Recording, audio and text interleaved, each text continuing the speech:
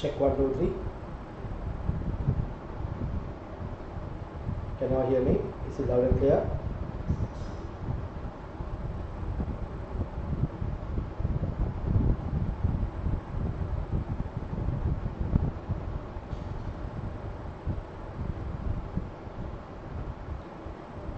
Check 1, 2, 3. Can you hear me? Is it loud and clear? One's not joining.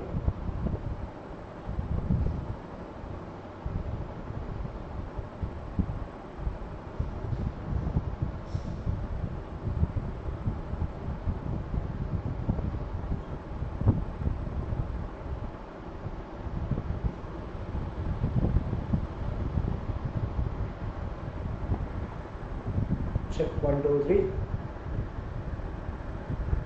Can you hear me? Is it loud and clear?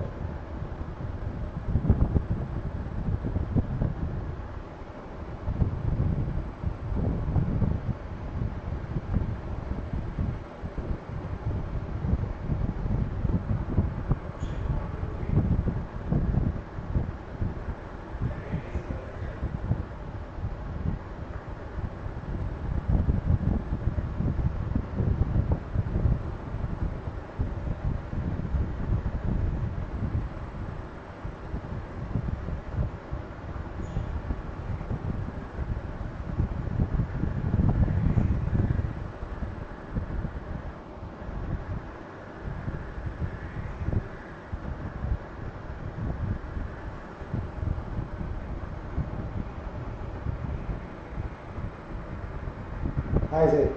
Can you hear me? Is it loud and clear?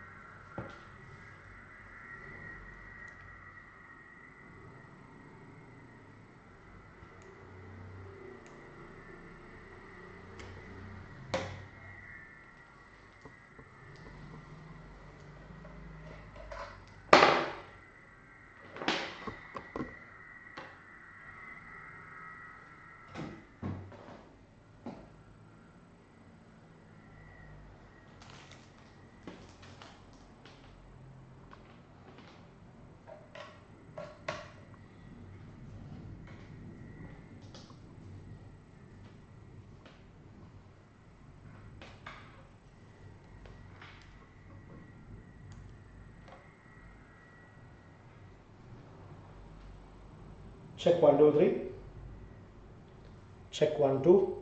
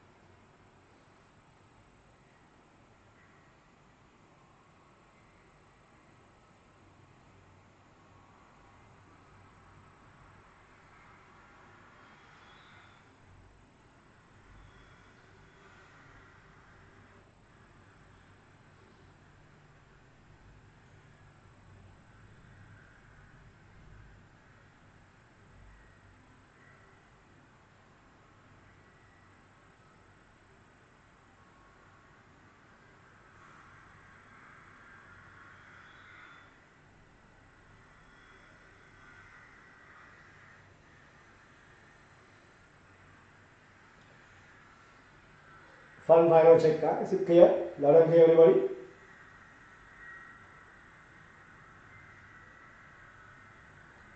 Is it loud and clear?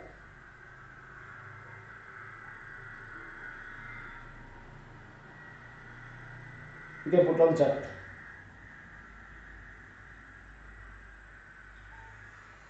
Fun final check. Is it clear? Loud and clear, everybody?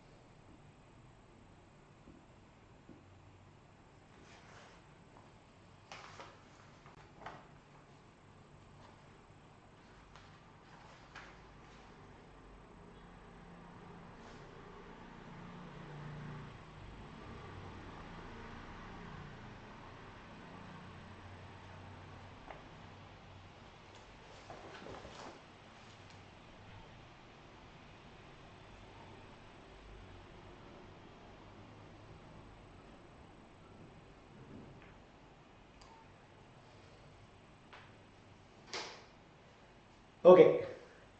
Good evening, everybody. Welcome to another edition of Final Countdown. This is week 4, day number 2. So let's get into work. So we have already discussed 20 MCQs, one structured essay, one essay, one structured, one essay in 2003 paper. Right. Moving on. Right. Have a look at this. The second input of the gate shown in the diagram are connected to binary 1.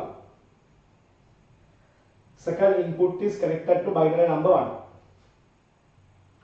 Of the gates, performance are identical only in.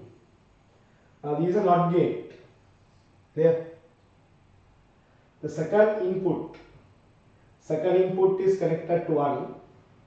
So the first input can be 0. So let's say if this is 0, not gate means 1. If this is 1, this is going to be 0. Right. 1 is going to be 0. Okay, now? Here no gate. 0, 1, no gate means 1. 1, 1 means OR gate means again 1. So 0, 1 is also 1, 1, 1 is also 1. Right. This is a AND gate. 0, 1 is 0. 1, 1 is 1. So, looking at this, these slightly same, but the relationships are different. Right.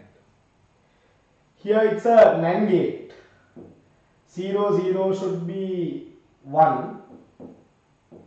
1, 1 should be 0. 1, 1 should be 0. So, these two are identical. Right. Here there is a NOR gate.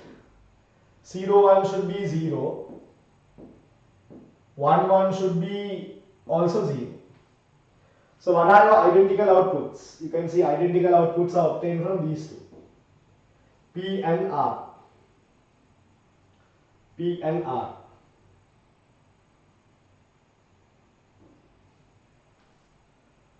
Again look, output binary is given.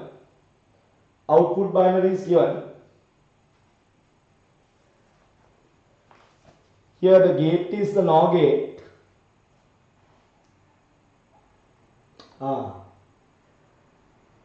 There is a small difference in the original. P This is Q. PQ. PQ. R, S and T. Please change that. So P and T you have the same answer. Correct answer is answer number 5. P and T we have the same answer. Answer is answer number 5. There is a small change in the original. Huh? Small change. Right. Okay, no? Small change in the original. Whatever said and done, these two only are correct. That's all. Whatever the names you don't care, only these two are correct. Okay? Right. Okay. In the circuit shown, charges on the 1 microfarad and 5 microfarad are. Right. Remember, when you do these calculations, it's at steady state. Steady state means across the capacitor no current is passing through. There, no current is passing through. So here if you take, across this no current will pass through. Across this no current will pass through. Here you go. Current will go through this. So if you apply Kirchhoff law, for this complete loop, if you apply Kirchhoff law for this complete loop, I will name it A, B, C, D. So A, B, C, D loop. A, B, C, D, A loop. Sum of EMF equals sum of potential differences. Here minus 15, here plus 50. Minus to plus, plus. Minus to plus, plus. Loop direction, current direction same. So 5 and 10, 15. 15I, current is equal to 1 ampere. Okay, found. Right. Now we can consider this loop. XY are put here. XY are put here. We put a different loop region. There you go. Consider AXYDA loop. Sum of EMF equals sum of potential differences. Very simple. Minus to plus positive. This loop, so here no resistor. Here also, even though the resistor is there, no current. So the voltage across will be the voltage of the capacitor. Voltage across the capacitor. So 15 volt will across the capacitor. So if I apply Q is equal to CV, 1 microfarad 15 microcoulomb across 1 microfarad. 15 microcoulomb across 1 microfarad. 1 microfarad. Right. Now let's apply here. Apply loop here. If you apply B is a PCB loop. Sum of EMF equals sum of potential differences. Do I have any battery here? No battery. Here loop direction, current direction opposite. So minus I times 10 plus. So this is 0 means minus and plus should add. Voltage across the capacitor. Current is 1 ampere. So voltage across the capacitor is going to be 10 volt. Now apply Q is equal to CV across 5 microfarad. 5 times 10. You have 50 microcoulomb. 50 microcoulomb. So 1 microfarad, 15, second one, 50 microcoulomb. Your correct answer is answer number 2. Correct answer is answer number 2. You can see what we have done. We have applied Kirchhoff law for the bigger loop and we applied Kirchhoff law for the smaller loop. The secret is across the capacitor only at steady state we can apply. At steady state, no current will pass through. There. At steady state, no current will pass through. So if you apply Kirchhoff law here, we can find the total current Apply Kirchhoff law here. This 15 means here also 15. Apply Kirchhoff law here. This voltage and that voltage will be the same. Why? Sum of them should be 0 means if this is minus, the other one should be plus. So voltage across the capacitor is 10 volt. Substitute here, we can get 50 microcoulomb. 50 microcoulomb. Right. Write a small sentence there. Across the capacitor at steady state, no current will pass through. Across the capacitor at steady state, no current will pass through.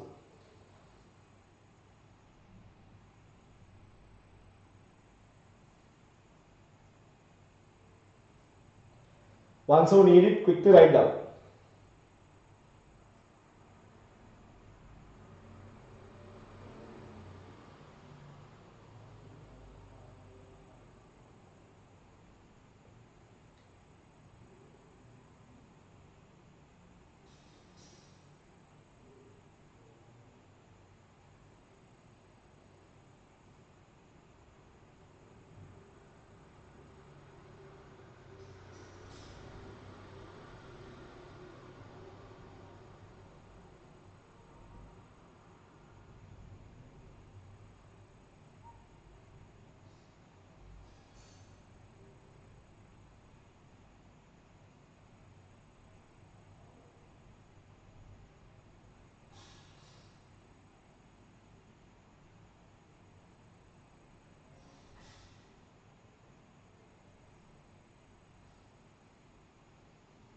Right now? Okay. Moving on. Figure shows three conducting spheres of radii R1, R2 and R3. Of radii R1, R2 and R3. R3 is larger than R2 is larger than R1. Each carrying a current Q. If the electric field intensity is at points A, B, C at a distance R from the center R, what can you say? Now each of them have a charge Q. Each of them have a charge Q, right? From your basic special note, what can you do? Take all the charges, keep it at the center like a point charge, fine. So like a point charge, if you find it, Q divided by 4 pi epsilon naught R squared. Take all the charges, keep it at the center like a point charge, fine.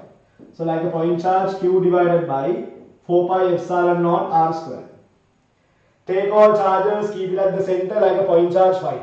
So like a point charge, if you find it, Q divided by 4 pi epsilon naught R squared. All the electric field strength magnitudes are the same. All the electric field strength magnitudes are the same. So your answer here is answer number 2. Answer is answer number 2, all are equal. Okay, right. Moving on.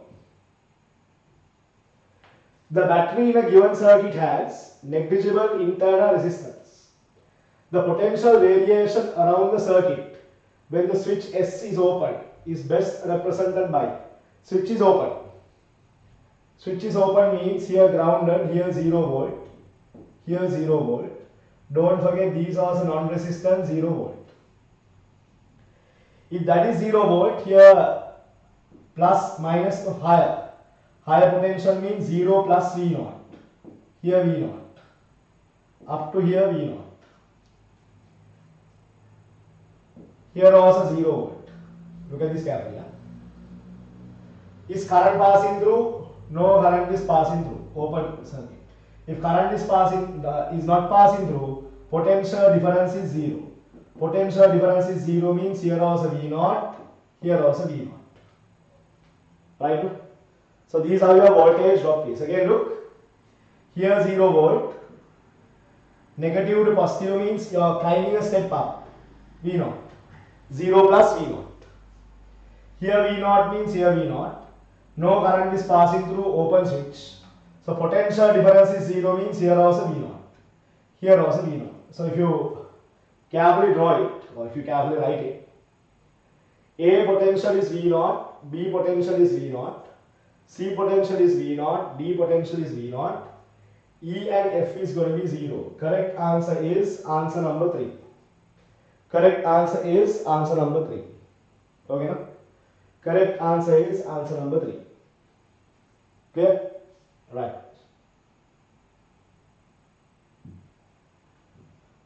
The defective eye of a person has a near point of 0.5 meters. So 0.5 meters means 50 centimeters. Right. So you can see he is far-sighted. The magnitude of the power of the lens that the person has to use to bring the near point to 25. Right. So you will need a convex lens to keep the object at 0.25 meters.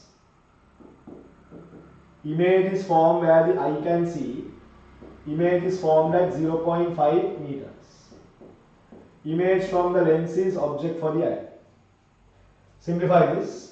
1 over B minus 1 over U equals 1 over F. Here, object distance is 0.25. Image distance is 0.5. Focal length F. Common denominator 0.5. 1 minus to get 0.5 multiplied by 2. From this you get minus 1 over 0.5, 1 over F. Okay. Take the minus there, minus 1 over F. Minus 1 over F is power. 10 divided by 0.5, 10 divided by 5.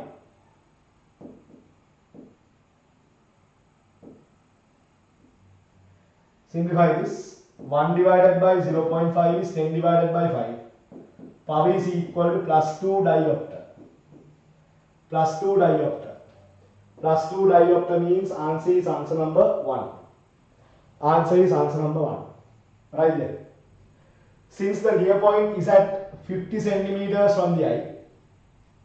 Since the near point is at 50 centimeters from the eye. This is a far-sighted person. This is a far-sighted person. He is a far-sighted person.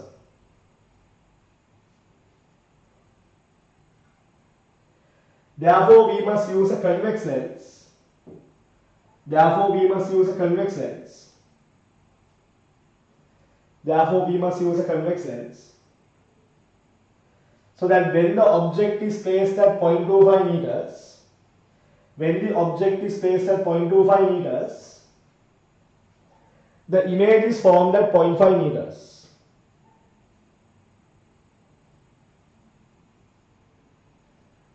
The image is formed at 0.5 meters, which the eye can see. Which the eye can see. Right. Consider the following statements. A. If the kinetic energy of a particle is constant, kinetic energy is constant with time, momentum should also be constant. Famous equation P squared equal to me. Kinetic energy is a scalar. Momentum is a vector. Just because the kinetic energy is constant doesn't mean the momentum or the vector will be constant, because vector will change if the direction changes. So statement A is wrong. Write the small sentence. Write the small sentence. Just because the kinetic energy is constant, the momentum cannot be constant because momentum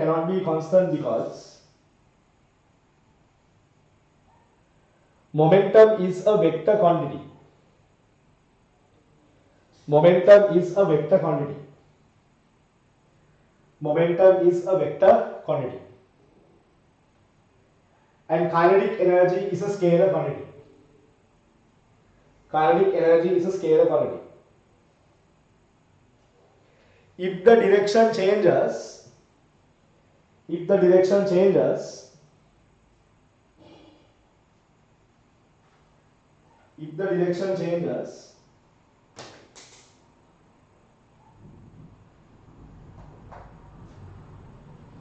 the momentum will also change. Right. If the momentum is constant, then the kinetic energy is constant. So momentum is constant means direction is not changing. Then guaranteed kinetic energy is constant, B is correct. Right there. If the momentum is constant,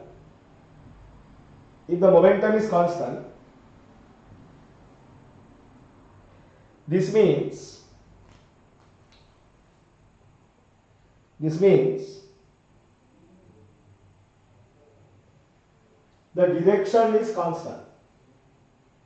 the direction is constant. Therefore, we can say the kinetic energy can be constant. Therefore, we can say the kinetic energy is constant. Okay, no? If the momentum of the particle varies linearly with time, so momentum varies linearly, so P squared means proportional to T squared. But all of you all know P squared is proportional to E. Therefore, kinetic energy is also proportional to T squared, right? If momentum of the particle varies linearly with time, kinetic energy should also vary linearly with time. Wrong. It's varying non-linearly with time. C is also wrong. Only B is correct. Answer number 2. Only B is correct. Answer number 2. Only B is correct. Answer number 2. Right. Moving on. A beaker contains two immiscible liquids, two different liquids, having densities D1 and D2. Three spheres ABC made of materials of densities dA, dB, dC respectively are released from the bottom of the beaker. So they are given you conditions. Which one is larger? DC is larger. Which one is smaller? D1 is smaller. Right. Okay. Released from the bottom. Right.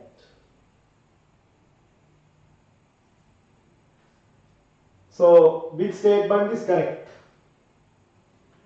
Density of D is very much larger than D1, larger than D2, So the question is, sphere will reach surface xy and come to rest. Can the C go to the surface? Look at the densities and tell me. So here looking at this, DC is large. Large density, can it go to the surface? Well, simple, the answer is no. The answer C cannot go to the surface, right? All spheres will reach the surface xy, wrong. C will not reach. So this is wrong means this is wrong. None of the spheres will move up. That's also wrong. Here dB is lesser than D2. So dB will go up for sure. dA is lesser than D2. A will also go up for sure. But it's greater than D1. So maybe partially immersed or whatever, but it will go up. So here, none of the spheres will go up, that's also wrong. Spheres A and B will reach the surface xy and come to rest. Not to surface xy. Why? Why not to surface xy? Because A and B are greater than D1. So it can't go up, it will be below, maybe in this interface, but not to the surface xy. So from this we can say, this is wrong.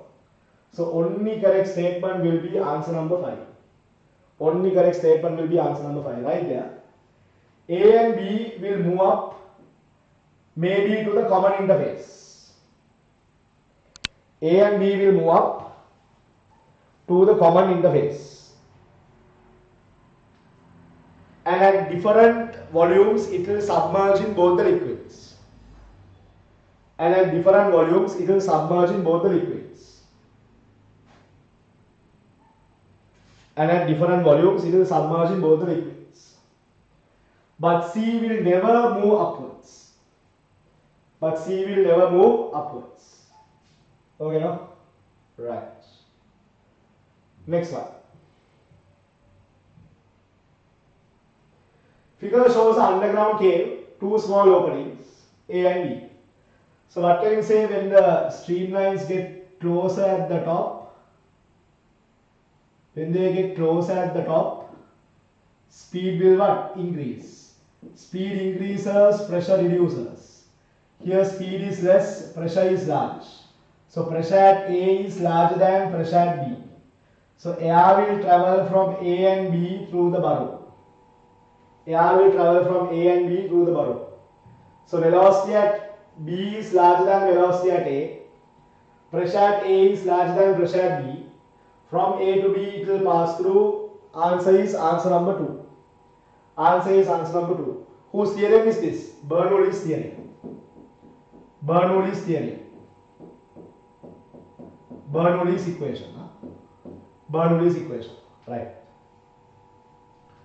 Okay. Next one. A toy connected to a fixed point of an elastic string as shown in the figure travels in a horizontal circle of radius 2r. The initial unstretched length of the elastic string is r. So unstretched length is r. This is 2r. So who is giving centripetal force? Elastic force. Hooke's law, elastic force is k times x. X is extension.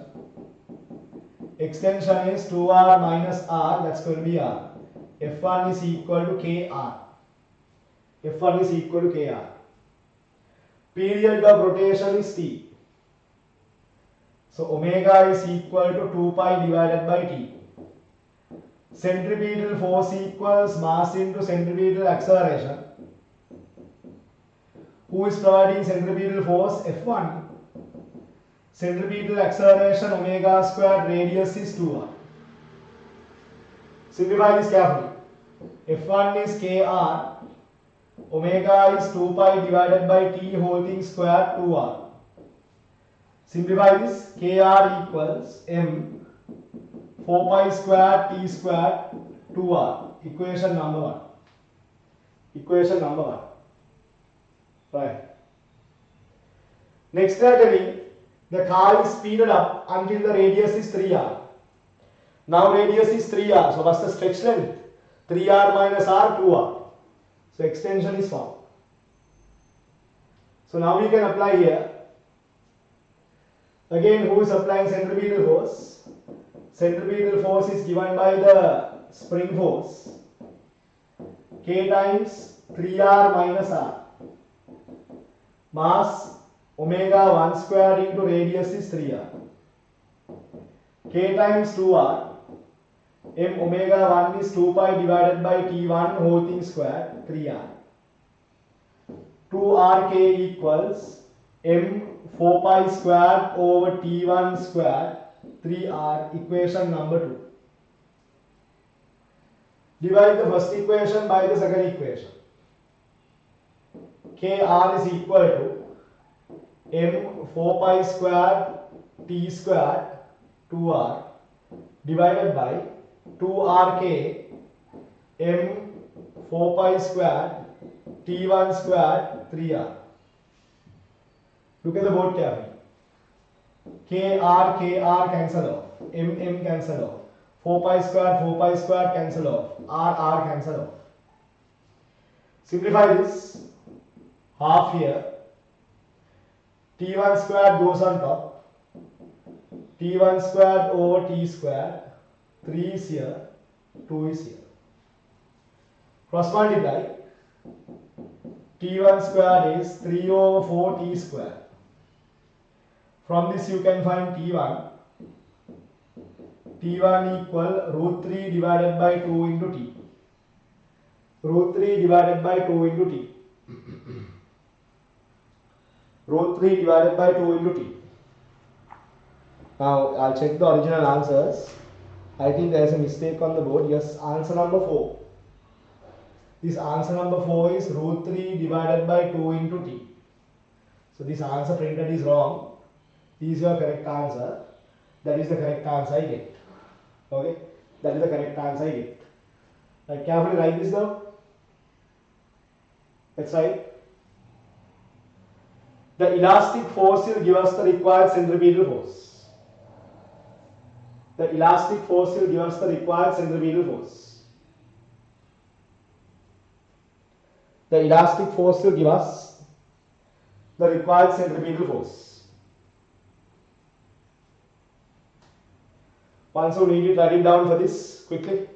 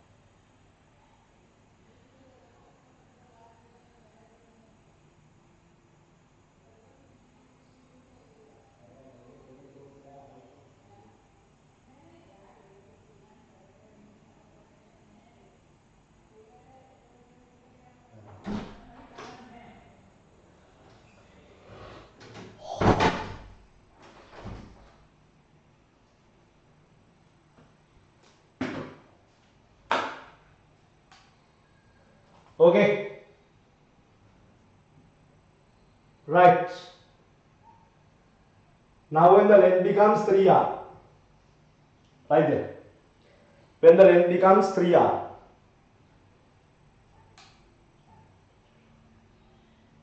when the length becomes 3r,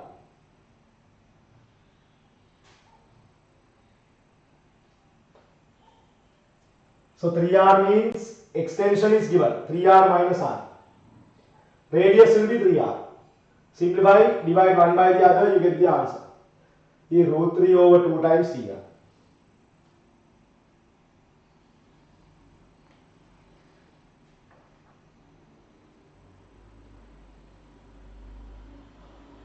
Okay.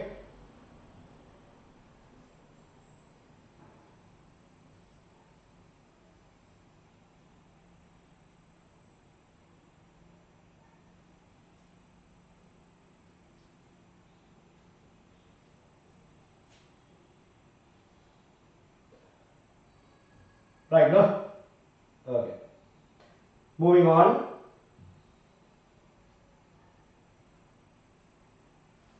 Two uniform rods AB. Now you can see it's almost at the same dimensions, but maybe different materials. So L here, L here, L here, L here.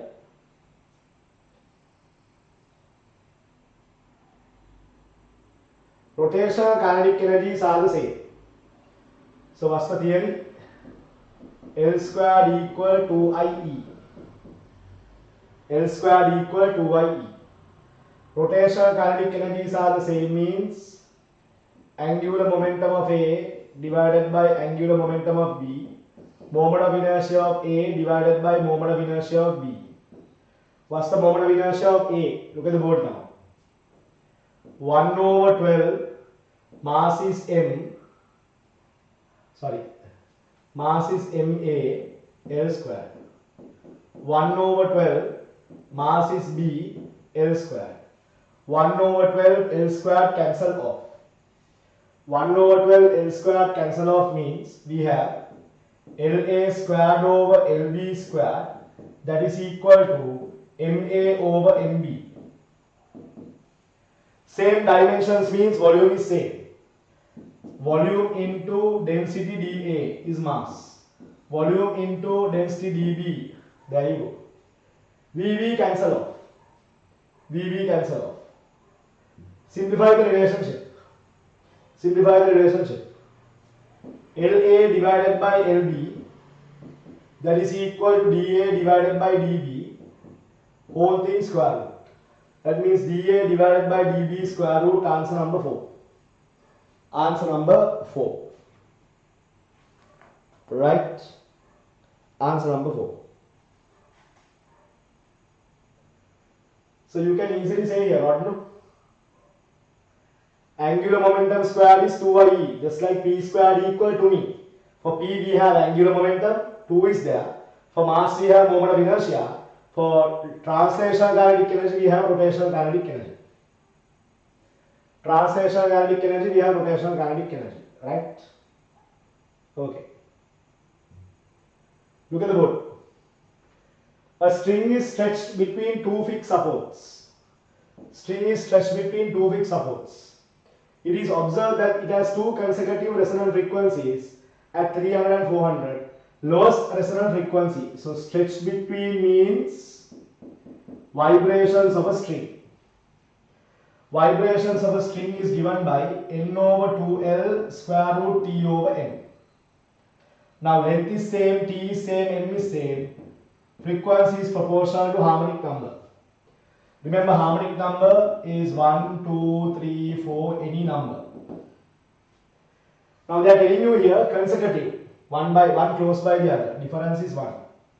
So 300 if the harmonic number is n, 400 the harmonic number is n plus 1. Now we can't say first harmonic.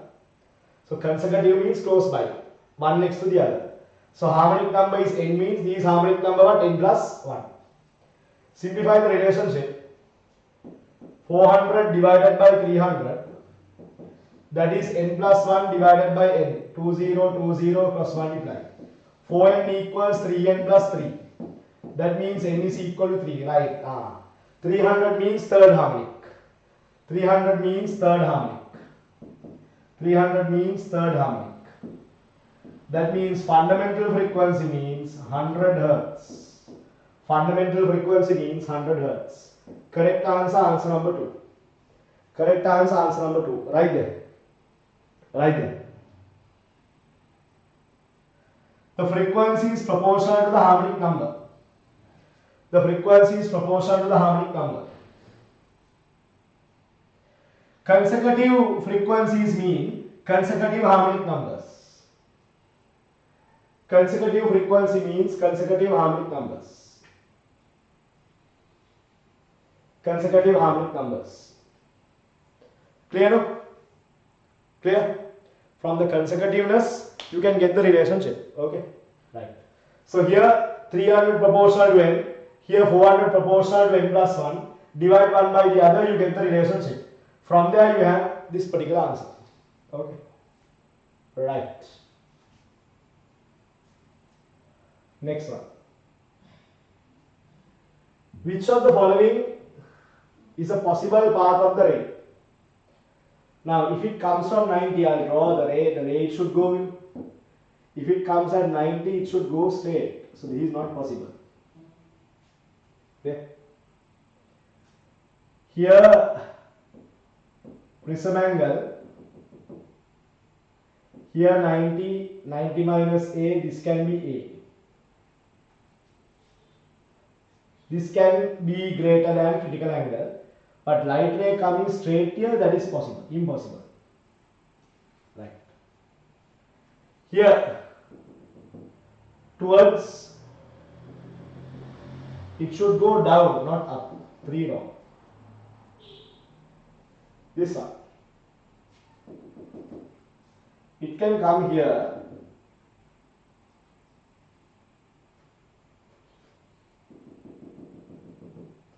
It can't go along the surface. This is possible. Fifth one is possible. Fifth one is absolutely possible. Okay? Right. Moving on.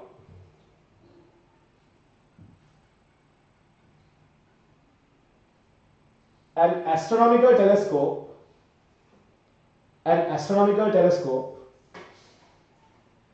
is in normal adjustment. What do you mean by normal adjustment? Object at infinity, image is also formed at infinity. Right. The diameter of the incident light beam falling on the objective is d. So here you go. Objective lens has bigger diameter. Light rays are coming from far away. Bigger the diameter, better. Okay. So here,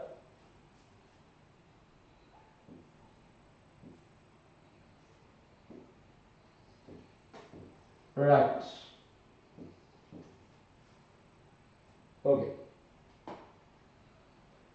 Now what? Telescope magnification is simple. What's the diameter of the emerging beam? That means diameter of the eyepiece. Diameter of the eyepiece. Right. Have a look. So here you can say this is focal length of objective. This is focal length of eyepiece. Focal length of eyepiece. If this angle is theta, this angle is theta. Tan theta is equal to opposite over the sun, half this length. D divided by 2 over F naught.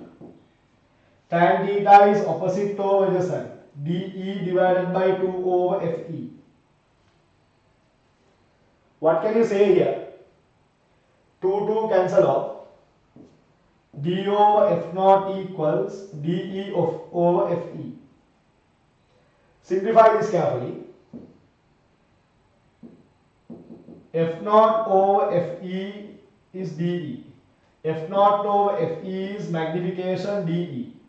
Diameter of the eyepiece d over m. Diameter of the eyepiece d over m. D over m means answer number 1. D over m means answer number 1. Okay, right. Carefully write it down. That's right. Using geometry,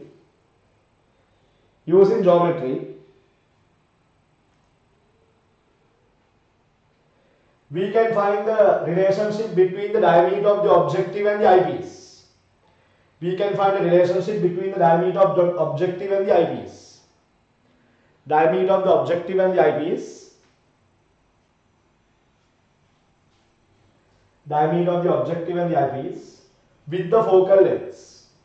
With the focal lengths. With the focal lengths. Okay. Right. Write down quickly the ones who need it.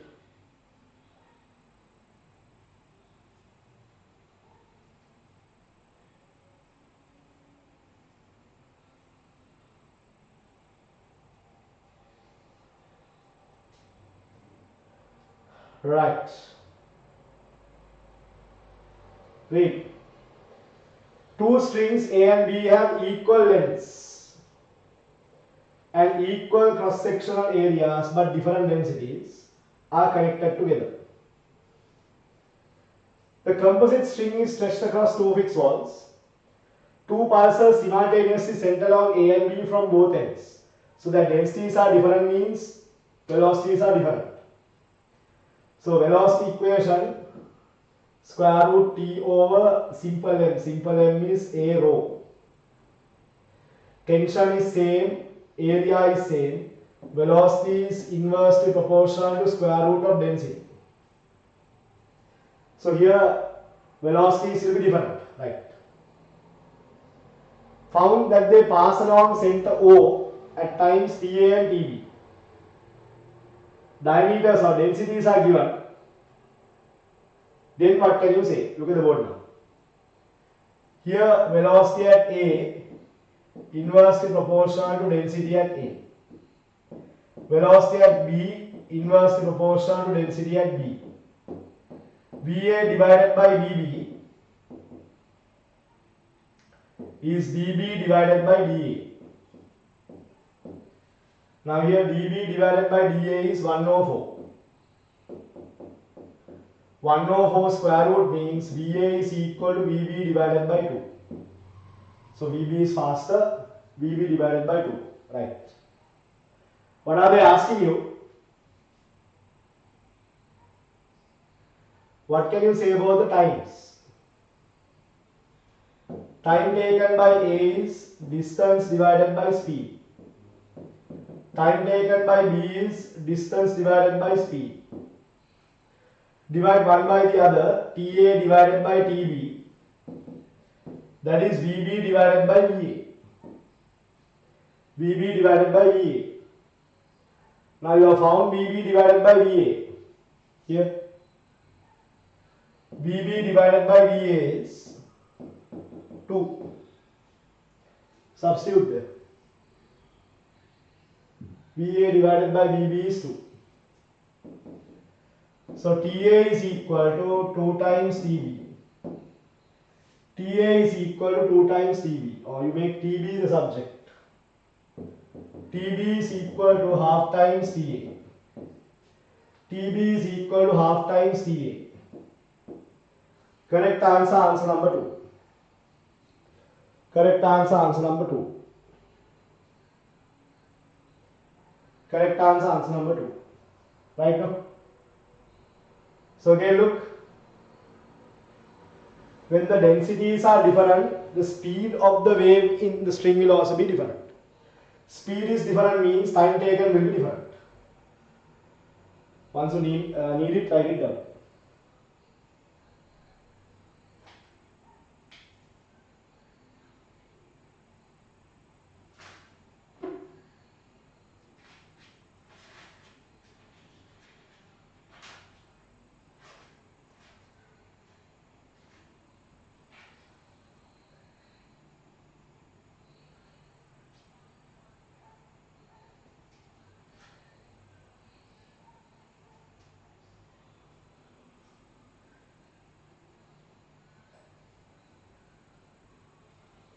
Okay, right. So once you know the ratio of the velocities, you can find the relationship for the time. So you can see it's not difficult. There, these are not difficult. Actually, you can see. See, I'm also working with you all. I'm using minimum space to solve.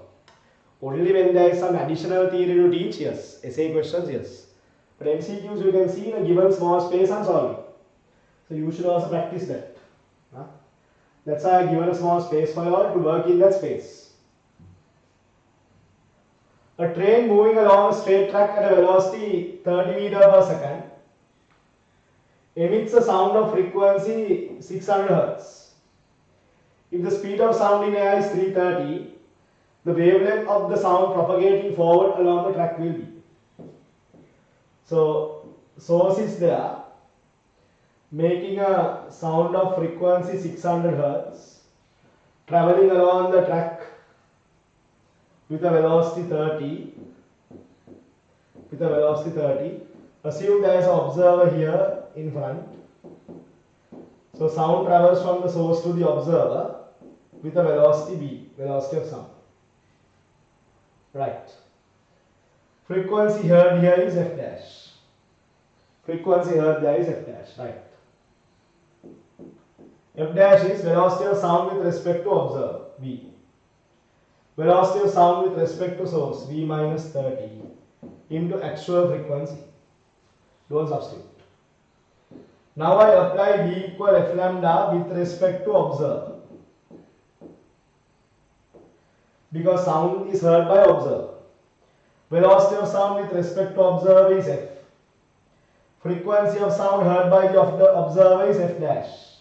F dash is vf divided by v minus 30 into lambda. Lambda is the wavelength he will hear. From this you can find, I can cancel v and v off. From here you can say lambda is equal to v minus 30 divided by f. V minus 30 divided by f. Do the simplification. 330 minus 30 divided by 600. 300 divided by 600 is 0.5 meters. 0.5 meters. 0.5 meters means 50 centimeter. 0.5 meters means 50 centimeters. Answer is answer number 4. Answer is answer number 4. Right there. When we find the wavelength, when we find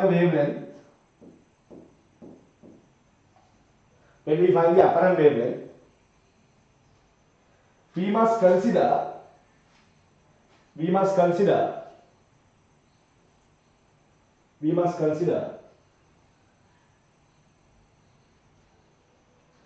V equal f lambda with respect to the observer. V equal f lambda with respect to the observer. V equal f lambda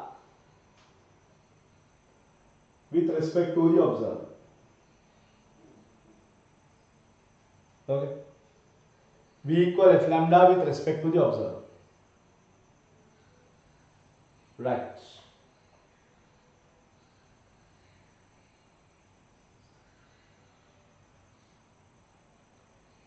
Okay. Right. Carefully write it down once you need it. It's very simple and direct.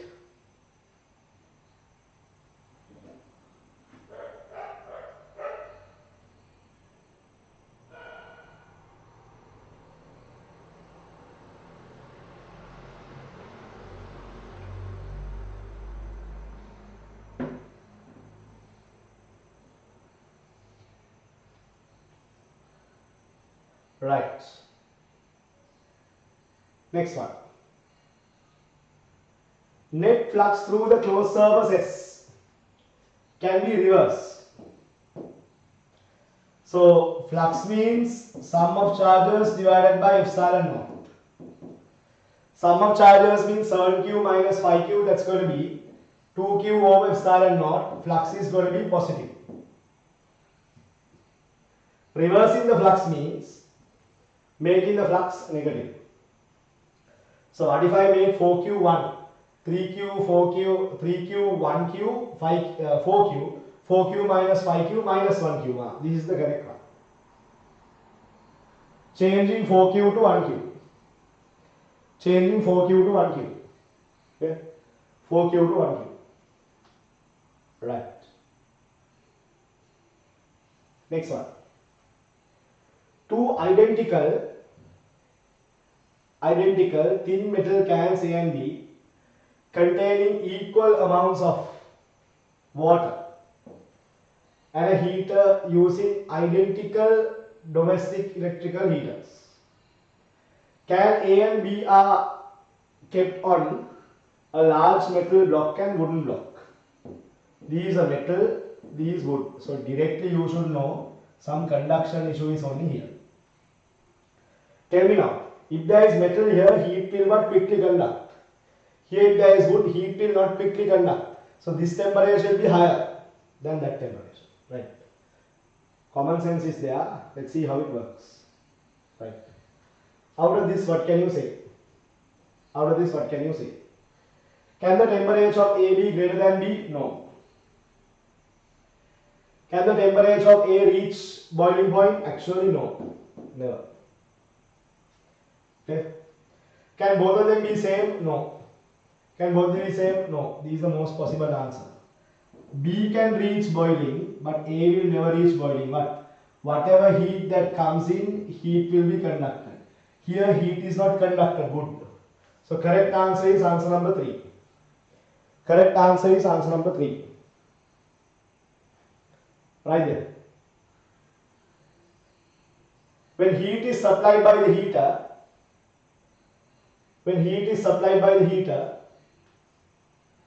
water and the can will absorb the heat. Water and the can will absorb the heat. Water and the can will absorb the heat. Water and the can will absorb the heat. But if there is a metal, heat is conducted through the metal. When there is a metal, heat is conducted through the metal. So the container kept on top of metal cannot reach. So the container kept on top of metal cannot reach.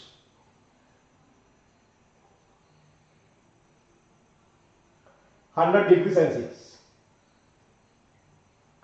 Cannot reach 100°C. But the container connected to wood can reach 100°C. But the container connected to wood can reach 100°C because wood is a very weak thermal conductor. Wood is a very weak thermal conductor. Wood is a very weak thermal conductor. Right. Moving on. Consider the following statements carefully. Constant volume gas thermometer is not suitable for measuring rapidly changing temperatures because it's not an accurate thermometer. Yes, it is not suitable to measure rapidly changing, but it is the most accurate thermometer. So why can't you use it? The bulb should be fully submerged. Bulb should be fully submerged in the liquid. So rapidly, quick, and it will take some time for the temperature of the water and the temperature of the gas inside the bulb to reach thermal equilibrium. So rapidly changing temperatures you can't measure using gas thermometers.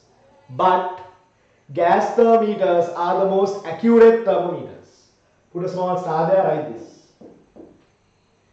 Gas thermometers are the most accurate thermometers. Gas thermometers are the most accurate thermometers. Gas thermometers are the most accurate thermometers because they are used to calibrate other thermometers. They are used to calibrate other thermometers. They are used to calibrate other thermometers. But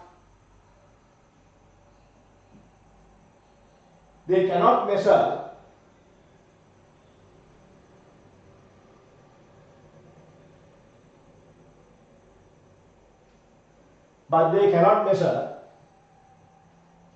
rapidly changing temperatures. Rapidly changing temperatures. Because it will take some time. Because it will take some time for thermal equilibrium to be reached. It will take some time for thermal equilibrium to be reached.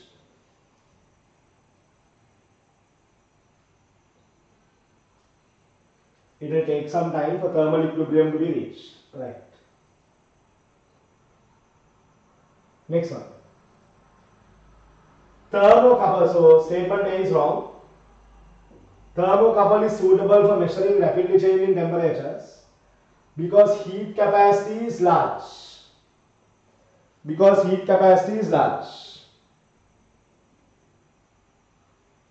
Remember, if heat capacity is large, the metal will absorb a lot of heat from the object. If metal is absorbing a lot of heat from the object, what happens is the object temperature will reduce. Think logically here. If the heat capacity is very large, the thermocouple will absorb a lot of energy from the object. So object temperature will reduce. Can you measure it accurately? No, you can't measure. Is it clear? So thermocouple is suitable to measure rapidly changing temperatures. Why? Because point temperatures can be quickly measured. Right there. A thermocouple is suitable. A thermocouple is suitable to measure rapidly changing temperatures because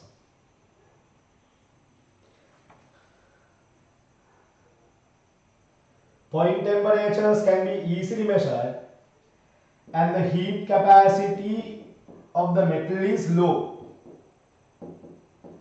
Heat capacity is low. So it will be absorbing a little amount of heat from the object. So it will be absorbing a little amount of heat from the object. If the heat capacity is large, it will absorb a large amount of heat. If the heat capacity is large, it will absorb a large amount of heat. It will absorb a large amount of heat. It will absorb a large amount of heat.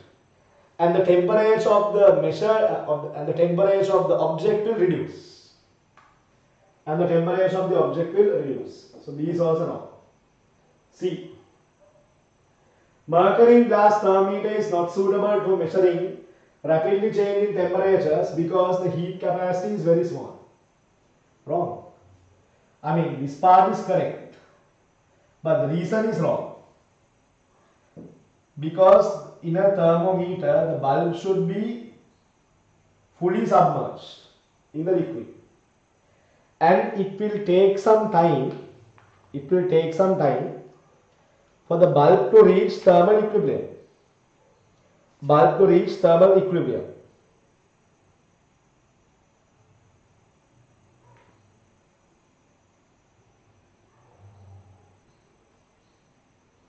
Okay.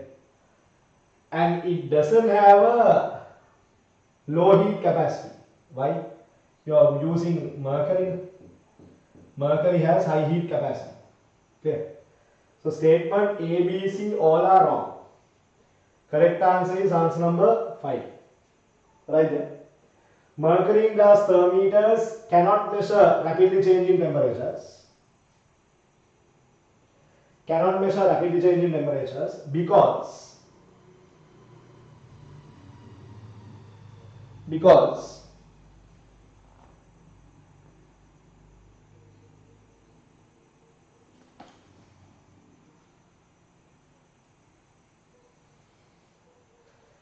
the bulb should be fully submerged in the liquid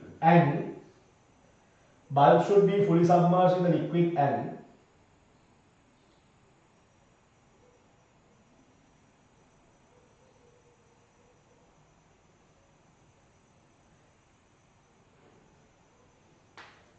due to its sensitivity,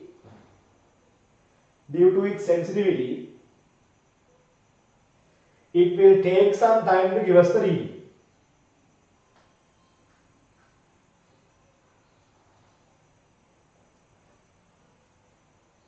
But actually, if you use a mercury thermometer, quickly it will change. Your body temperature is quickly changing. No? So you can measure, but heat capacity is not low. Heat capacity is high. Right there. Also,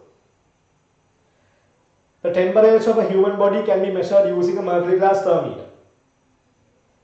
The temperature of a human body can be measured using mercury glass thermometer. But the heat capacity of mercury is large. So this part is wrong. So wrong. Okay, no? Right.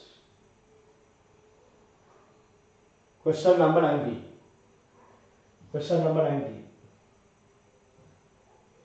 Consider the following statements made about space just above a small block of ice placed in still air, where room temperature and relative humidity are 30% and 80% respectively.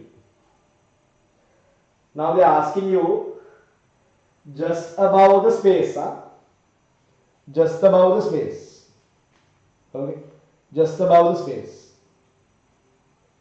right. So RH variation with time, AH variation with time, right. So room temperature and relative humidity 80% is there. Absolute humidity in the space above. Read the question carefully. Absolute humidity in the space above.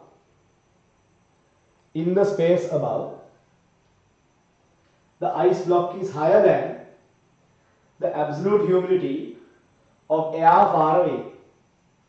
Interesting concept. Absolute humidity of air just above the ice block is higher than the absolute humidity of the air away from the ice block. So ice block is kept in a room.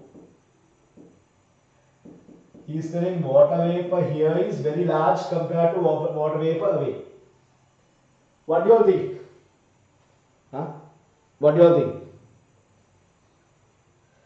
If you take ice, the temperature of ice is actually what? 0 degrees Celsius. If temperature of ice is 0 degrees Celsius, room temperature 30, dew point is going to be approximately around 25, let's say. Ice is 0 means around ice, what can you say? Saturation has taken place. There. Saturation has taken place. Saturation near the ice block has taken place. Saturation near the ice block has taken place means RH is actually 100%. RH is actually 100%. There. RH is actually 100%. Right. Okay. So again read. Absolute humidity of air in the space just above the ice block is higher than the absolute humidity of air far away from the ice block. Far away from the ice block. Where? Far away from the ice block. Now RH is maximum.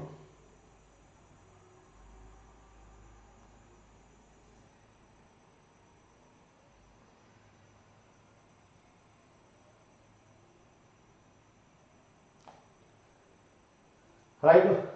So condensation takes place. RH is going to be maximum. RH is going to be maximum means AH will reduce. AH will reduce. Absolute humidity will reduce. Okay. Remember the curve, right? Okay. Relative humidity. So absolute humidity near the ice block will keep reducing. Statement A is wrong. Right? So ice temperature 0, that's less than the dew point. Less than the dew point means condensation takes place. Condensation takes place means RH is 100%. RH is 100% means absolute humidity will keep on reducing. You remember the graph, no? Temperature graph? Keep on reducing. Right. B. Relative humidity of air in the space just above the ice is higher than the relative humidity of air far away from the block. That's correct. Just near the ice, saturation has already taken place. RH is 100%. Third one. Air in the space just above the ice block is drier than the air away from the ice block. Drier than the air away from the ice block. Again look. Air in the space just above the ice block. Read the notification carefully. Air just above the ice block is more drier than the air away. What do you mean by drier? What do you mean by drier? Okay. If saturation occurs, it's going to be wet. If saturation occurs, it's going to be wet. Okay. And when absolute humidity reduces, when AH reduces, okay, AH keeps on reducing. When the AC is being put, AH absolute humidity keeps on reducing. Are you feeling wetter or drier? Drier. Air in the space just above the ice block is drier than the air block away. C correct. Again think. Let's say AC removes water vapor. When removing water vapor, AH will reduce, absolute humidity reduces. AH keeps on reducing. Are you feeling wetter or drier? You're feeling drier. So dry means AH keeps on reducing. C correct. So your answer here B and C correct. Answer here B and C correct means answer number 3. Answer here B and C correct means answer number 3.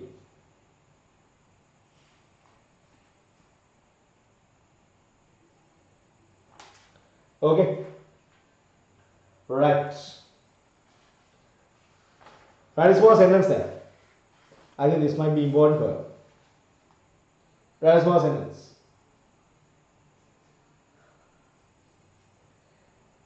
The temperature above the ice block is close to 0 degrees Celsius. Temperature above the ice block is close to 0 degrees Celsius. This means it's below the dew point temperature. Temperature above the ice block is below 0 degrees Celsius. This means it is lower than the dew point temperature. This means it is lower than the dew point temperature. This means it is lower than the dew point temperature. If it is lower than the dew point temperature, saturation will take place. Saturation will take place. That means absolute humidity is 100%.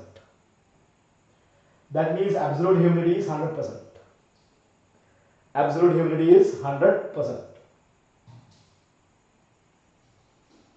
Keep writing. Sorry, relative humidity is 100%. My mistake. Relative humidity is 100%. This means absolute humidity will keep on reducing. This means absolute humidity will keep on reducing. Which means it will get drier. Absolute humidity will keep on reducing, which means it will get drier. Okay. So correct statement is B and C. Right. Question number 20. Two blocks A and B initially at 80 degrees Celsius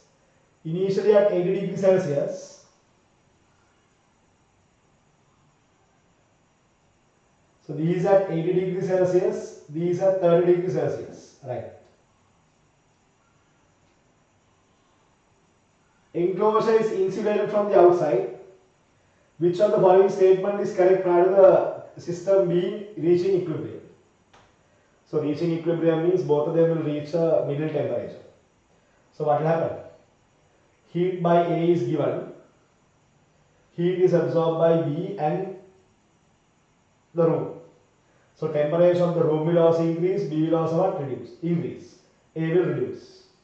So I think it's a very simple connection. So looking at this, what can you say? Temperature of A will reduce, B and the room will increase. By insulated, no heat is going out. So statement 1 is wrong. Temperature remains unchanged, wrong. Enclosure remains at room temperature, but A and B will change, wrong. Enclosure temperature also will increase. Temperature of the enclosure and the block B increases, but that of A decreases, correct. Answer is answer number 3. Answer is answer number 3, right there. Even if there is a vacuum, due to radiation heat transfer,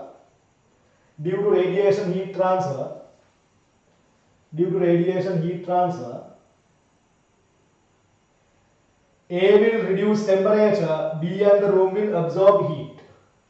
A will give out heat, B and room will absorb heat. A will give out heat, B and the room will absorb heat.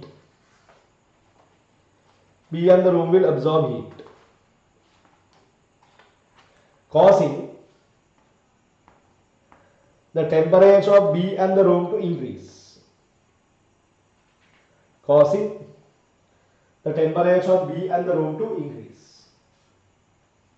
Okay, right. Structured essay, dew point experiment, experiment number 29. Right.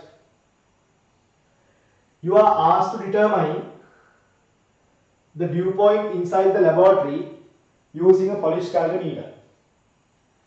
What is the experimental procedure that you would follow in this experiment to form dew on the calorimeter surface? So what you do is you take two polished calorimeters.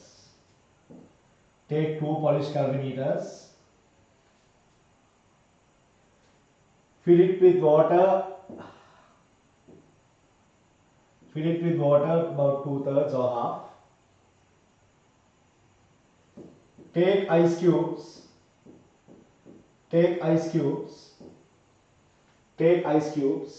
What do you do? Insert one ice cube at a time and stir. Insert one ice cube at a time and stir. So that's the experimental procedure. Right there. We take two identical calorimeters, identical polished calorimeters, fill water up to the same level,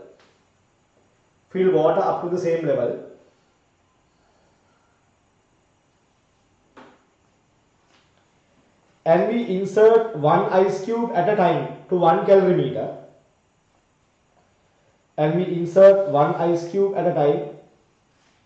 on one calorimeter. Right. Next one. Two temperature readings are to be taken in the experiment. What are they? Now going back. So what will happen? Initially, what will happen? The brightness of the calorimeter will initially disappear. When the brightness of the calorimeter disappears, we stop inserting ice and measure the temperature. Right there.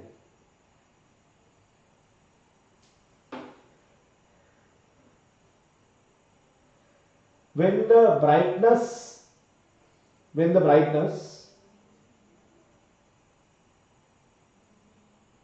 of the calorimeter surface when the brightness of the calorimeter surface starts to disappear,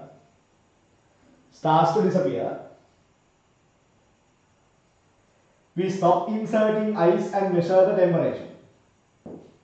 We stop inserting ice and measure the temperature. Right?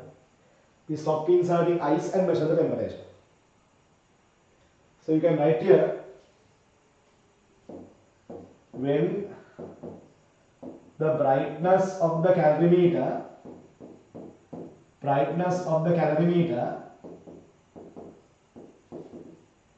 starts to disappear,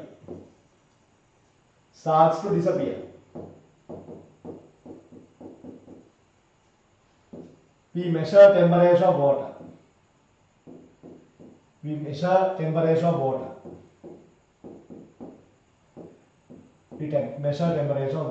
Right. Next one, what we do?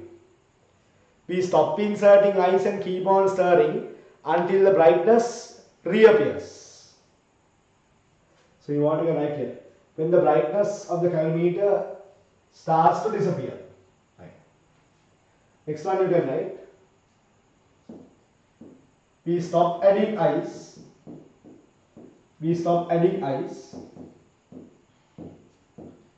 And we keep stirring.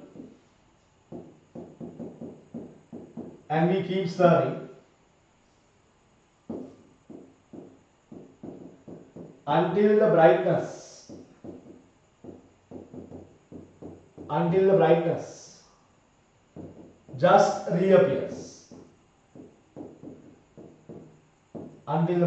just reappears. We measure the temperature of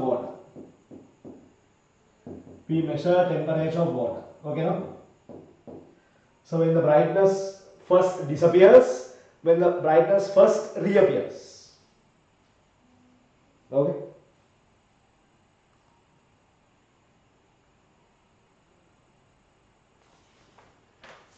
Right. Okay, no? In this experiment, water is stirred to achieve a uniform temperature throughout the volume of water.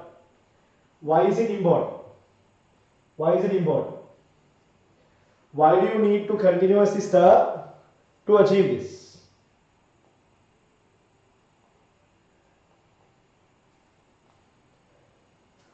Now, in reality, what are you going to measure? In reality, dew is formed on the outer surface. We must measure the temperature of the outer surface. But we can't measure the temperature of the outer surface. That is why we are measuring temperature of water. So, temperature of the outer surface should be equal to temperature of water. That is why we continuously stir. Right there. Actually, we need to measure the temperature of water, the temperature of the calorimeter surface. Actually, we need to measure the temperature of the calorimeter surface.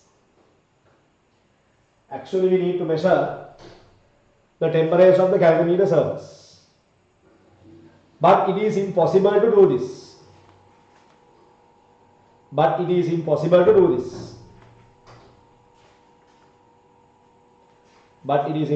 to do this. Therefore, we continuously stir.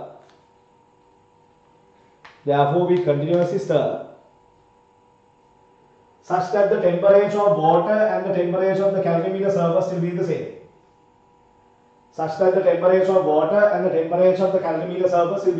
Right now, temperature of water and temperature of the calorimeter surface will be the same. That is why we stir. Okay. If the two temperatures obtained are 23.2 and 23.6, first the dew point. Now dew point is the average.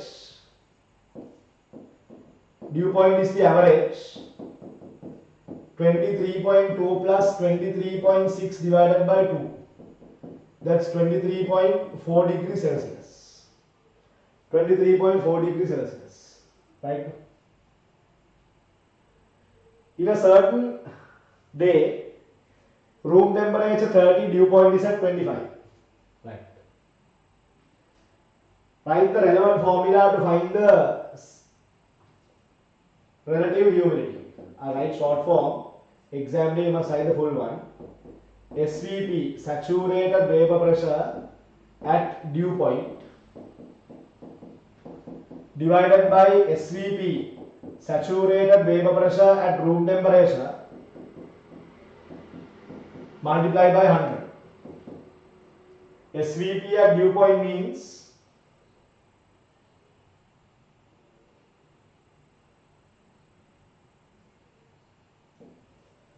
(25 millimeter mercury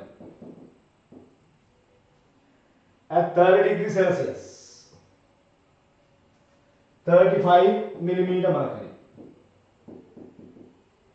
multiplied by 100. 7. 500 divided by 7. 500 divided by 7 is 7, 1, 4. 71.4 RH. Relative humidity is 71.4. Right. Hence find the RH I have done there. When you blow your breath on a polished metal surface, you can observe the surface brightness being reduced. Explain the reason. Why? Exhaled air has water vapor, hot water vapor. When the water vapor touches the glass surface, sudden condensation will take place. Right there. Exhaled air has water vapor. Exhaled air has water vapor. When this water vapor touches a cold surface, sudden condensation will take place. Sudden condensation will take place. Sudden condensation will take place.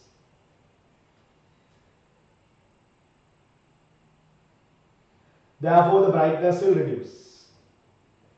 Therefore, the brightness will reduce. Right. Okay. Essay question. Optics.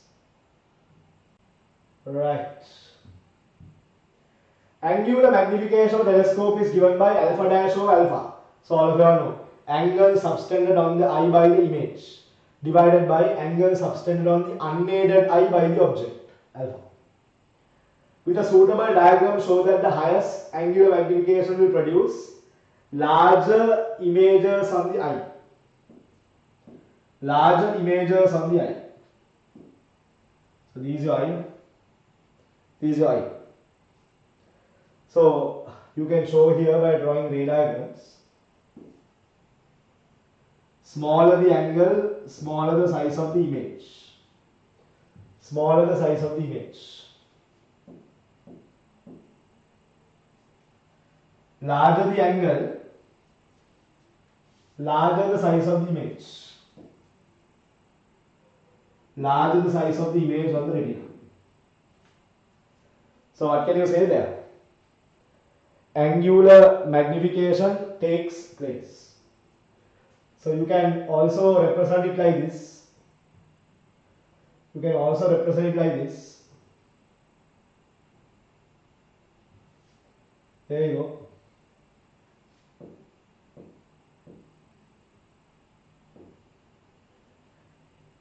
Here if you take object,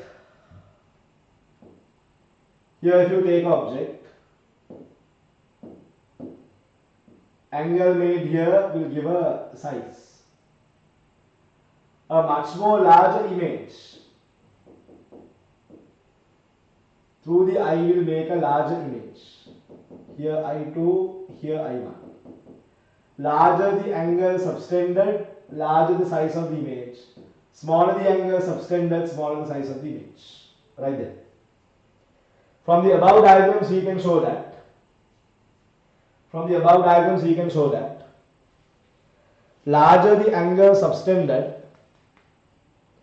on the eye, larger the size of the image. Larger the size of the image. And smaller the angle subtended on the eye, smaller the size of the image. Smaller the size of the image. Right. use the ray diagram drawn in Roman 1. Now you must draw this.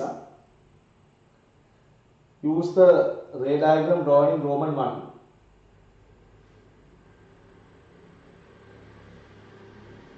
Which means you must draw the ray diagram. Which means you must draw the ray diagram. Right, I'll draw it for you.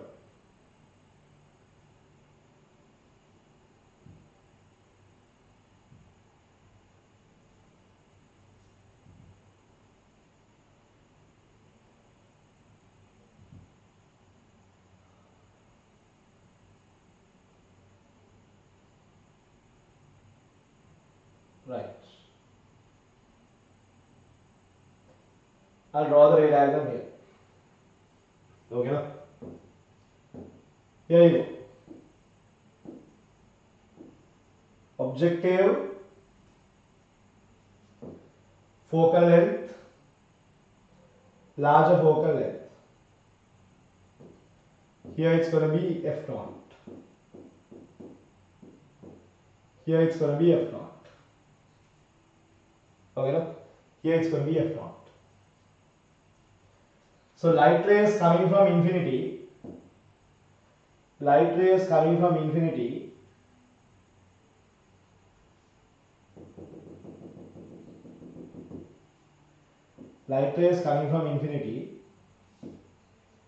will converge on the focal plane. Will converge on the focal plane. There you go.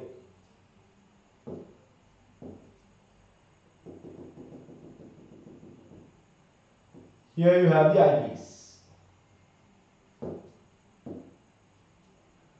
So light rays coming here, light rays coming there.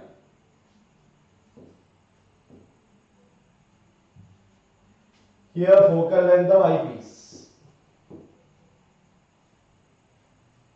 This distance, let's say that distance A. Right. Remember, you must draw only how these two rays behave.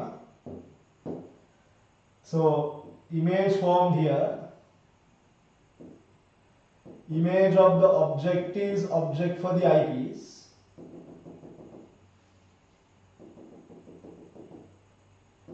Right. Final image at infinity. These also should be parallel to that. Here you go. These should enter the eye. These should enter the eye. There you go. Right. What are they asking you? What are they asking you? Angular magnification. Here angle subtended by the object on the unaided eye, alpha. Angle subtended by the image on the eye, alpha dash. So here tan alpha is equal to opposite over adjacent. Tan alpha dash is equal to opposite over adjacent. Alpha alpha dash very small. Alpha alpha dash very small. Tan alpha is approximately alpha h over f naught. Tan alpha dash is approximately alpha dash h over fe. Angular magnification is f naught divided. We will erase this and use the definition. Alpha dash over alpha. Alpha dash is h over fe divided by h over f naught. F naught divided by fe. There you go. This should be drawn. This should be drawn. Very important. Please name it objective eyepiece. Objective eyepiece.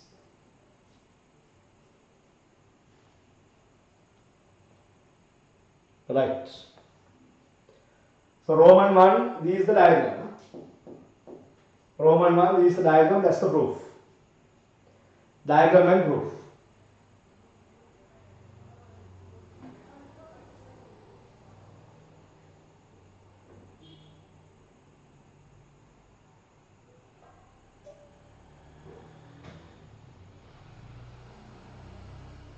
Right. Calculate the angular magnification from the telescope. So now we know M is equal to F naught over Fe. Have they given you the telescope? 105. Yes. Substitute 100 divided by 5, magnification is 20. 100 divided by 5, magnification is 20. Right. Okay. Roman 3. The telescope is used to observe the moon. Infinity. Its eyepieces adjust to form the final image at the near point of the eye. Alternate adjustment. Don't forget alternate adjustment. Alternate adjustment.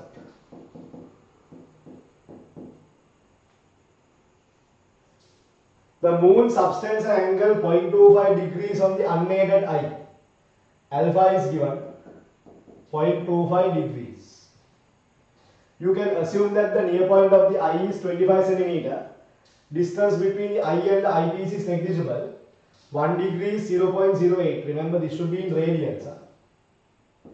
So 0.25 multiplied by 0.018. This together only is giving you radians. Alpha. Right. First you must draw. Since you are drawing, going back.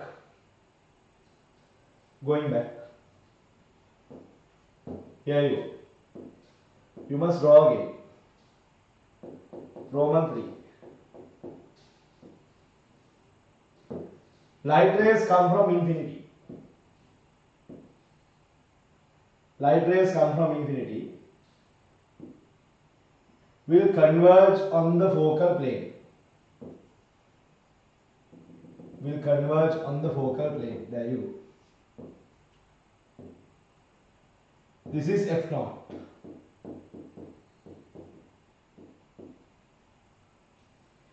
Here image will form. Image of the objective is object for the eyepiece. Image for the objective is object for the eyepiece, right? Final image form at least distance of distinct vision. So these are a bit closer. Focal length of eyepiece is somewhere here. Focal length of eyepiece is somewhere here. Right. Let me draw. Parallel goes to the focal.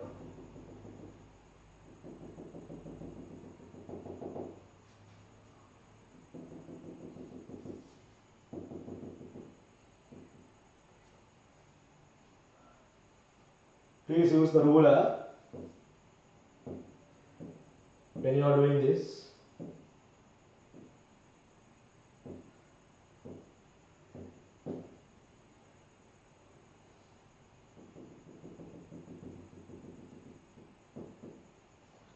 Here you go, image. Final image of eyepiece. Final image of eyepiece. So better to give another color for this.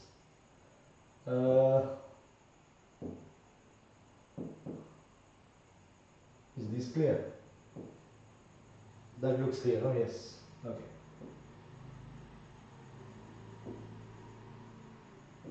Image for the eyepiece. Image of the object is object for the eyepiece. Right.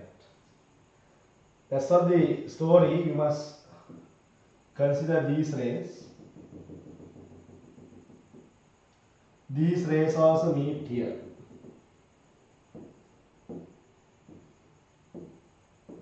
Eye is here. Light ray is going to the eye. Light ray is going to the eye. Right. You must prove this.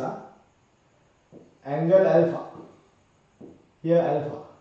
Angle subtended by the image on the eye here h, here h dash.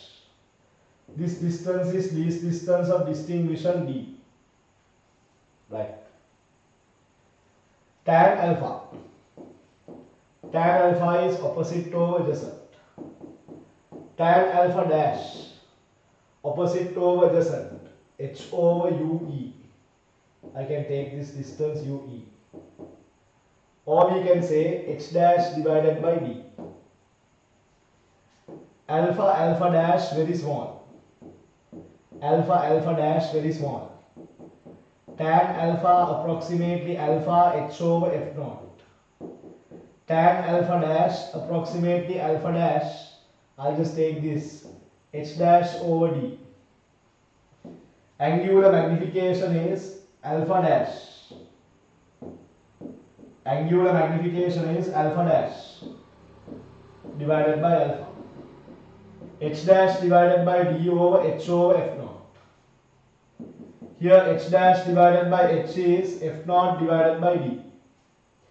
What is h dash divided by h? Image height over object height.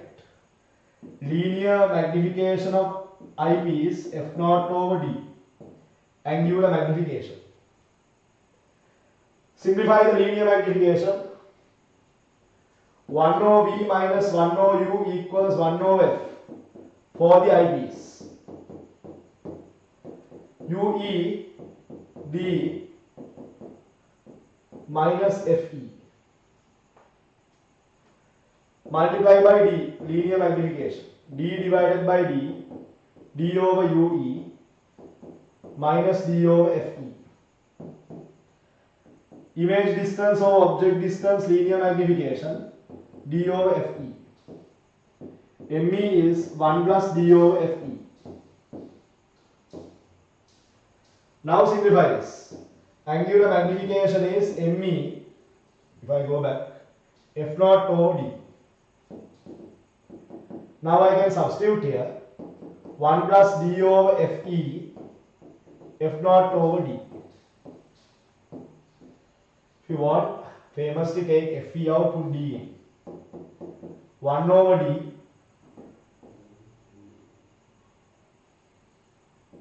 fe over d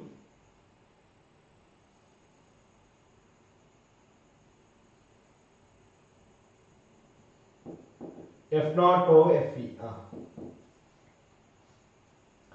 F naught over fe. 5 divided by 25 plus 1. 100 divided by 5. 1 over 5 is 0.2. 1.2 times 20. Magnification is 24. Magnification is 24. What are they asking?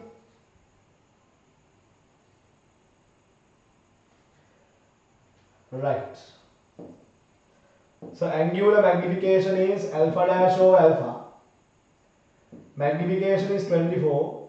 Angle subtended by the image of the moon on the eye. That's alpha dash. Alpha, we already know from here. Alpha is 0.25 multiplied by 0.018 radian. 0.018 radian. Now you can simplify this. Here 0.25 into 0.018 radian. Alpha dash is equal to 6 multiplied by 0.018 radian. Because I am substituting only radian, I can't do this in degrees. You must convert to radians and do, then finally you can write in degrees. 6 degrees. Angle subtended by the image on the eye is 6 degrees. See whether you got the answer.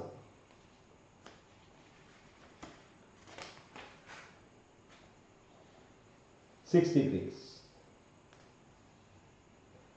Remember, every single term that you have taken here, you must define. H is image height of objective lens, height from objective lens. H dash, image height from eyepiece.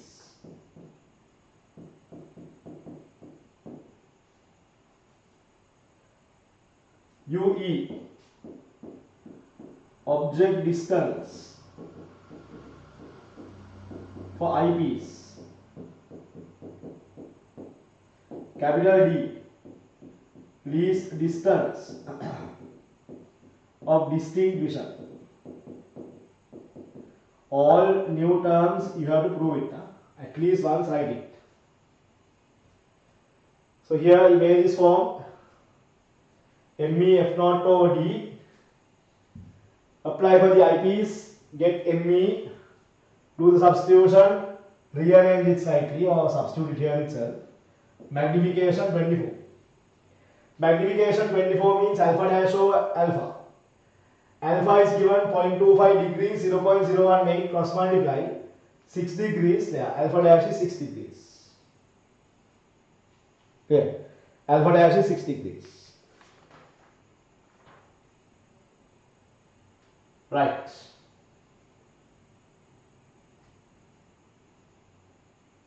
Okay now? Alpha dash is 6 degrees. Once you need it, I'll just go back. Right down.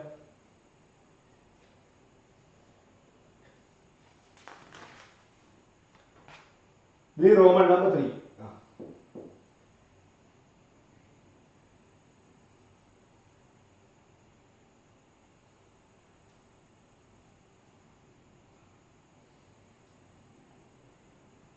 Okay.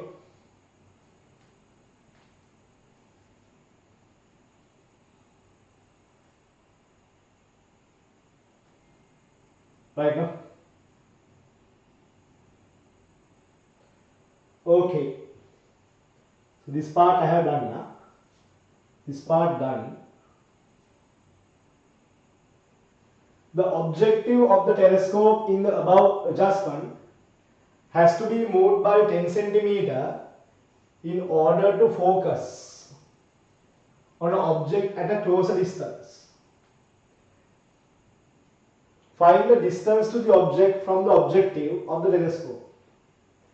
The objective of the telescope in the above adjustment has to be moved by 10 centimeter. So if you are looking far away, you must go behind. If you are looking closer, you must go where? Forward. It's a very basic observation. Yeah, very basic observation. Right? So now,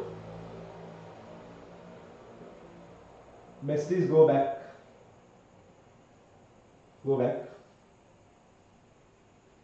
Go back to the diagram. Now, what is the distance here? What is the distance here? Okay. So what are they telling you?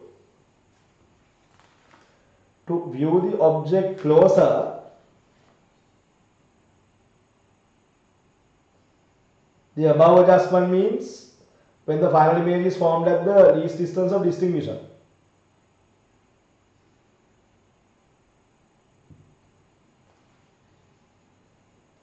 Objective should be moved by 10 centimeter.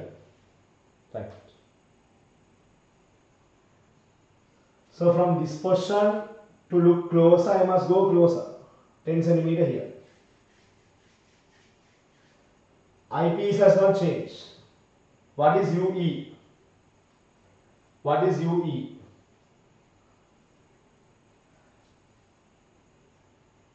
UE we have not found, but you can find UE if you want. Here you go. 1 over V minus 1 over UE equals 1 over focal length here. 25 1 over UE minus 5. 1 over UE is 1 over 25 plus 1 over 5. Common denominator 25, 1 plus 5. UE is equal to 25 divided by 6 centimeters. That is 4.17 centimeters UE. Right. So if I go back, this is 4.17, this is 100. 100, 4.17. Right. 100, 4.17. This I move some more 10 centimeter closer. Some more 10 centimeter closer. So if I move 10 centimeter closer, I draw it here. It's easier. 10 centimeter closer means IP's location has not changed. IP's location has not changed. That means image will form at the same location. That means image will form at the same location. So what is your image distance? What is your image distance? Image distance for the objective is 110 centimeters. Why? Here UE, final image is formed at least distance of distinction, same location. So here I am moving this closer. The question is, where is the object? Where is the object? Understood? So to see closer objects, I move objective closer. To see distant object, I move the objective away. So closer to object, away from object. Okay, no? So I think now we can see. Final image is formed at least distance means UE won't change. So I bring this closer means now the image distance is 110 centimeters. Now let's go back. Let's go back. Here, for the objective, 1/V minus 1/U equals 1/F. Object distance we don't know, focal length is minus 100. Image is minus 110. By 100 plus 10, 110. 1/U is equal to 1/100 minus 1/110. 110 minus 100 divided by 110 times 100. Turn upside down, 110 into 100 divided by 10. 1100 centimeters. Object is kept at 1100 centimeters. There. So remember this, the Roman number 4. I have shown the diagram there. Shown the diagram here. Here you go. To see close objects, objective lens is moved closer.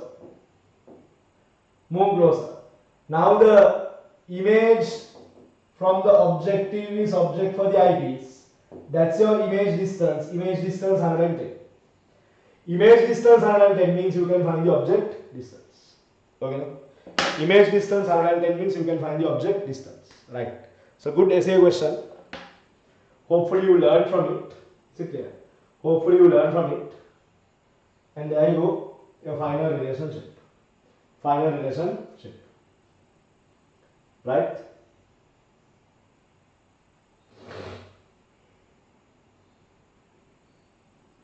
Right. Okay. So what have we done today? 20 MCQs, 1 structured essay, 1 essay. Altogether how much? Altogether 220 MCQs. 220 MCQs. 11 structured essay, 11 essays. Is that progress? This is 100% progress. Clear? This is 100% progress. Therefore, remember, think positively. You're moving forward. Since you're moving forward, confidently keep going forward. Same intensity, keep on working. Remember, your objective is to make sure that you do this exam very well. In the very first try itself, you're going to get what? A very good result. Is it clear?